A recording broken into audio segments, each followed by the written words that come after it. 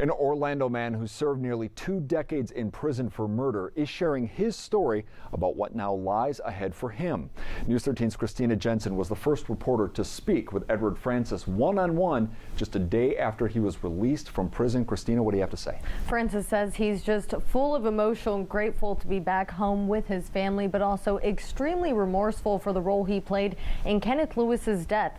Francis was just 17 years old when authorities said he took part in torturing 28-year-old Lewis before he was killed by gunman Stephen Evans.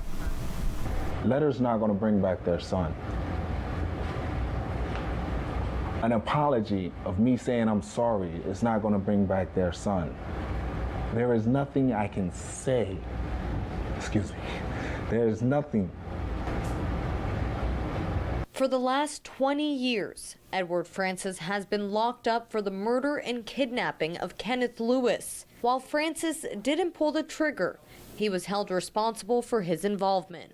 If they would accept my apology, that would be the greatest gift I can ever receive in this life. Although remorseful, Francis knows he can't bring back Kenneth, but he can try to help kids that are currently on the wrong path. Francis would like to help those in gangs get off of the streets.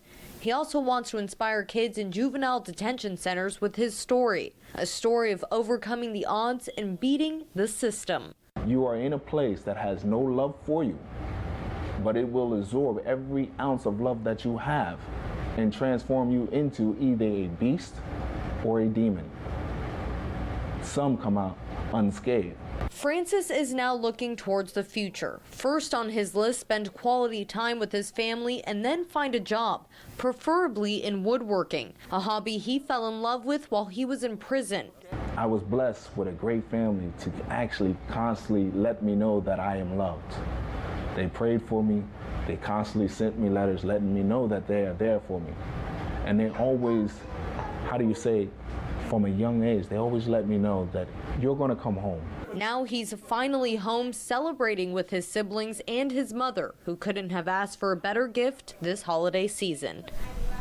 State Attorney Jeff Ashton, the same man who prosecuted Francis, helped convince Judge Keith Carson to set him free Friday. The judge agreed resentencing Francis to time served plus 5 years probation. Reporting in the studio, Christina Jensen, News 13.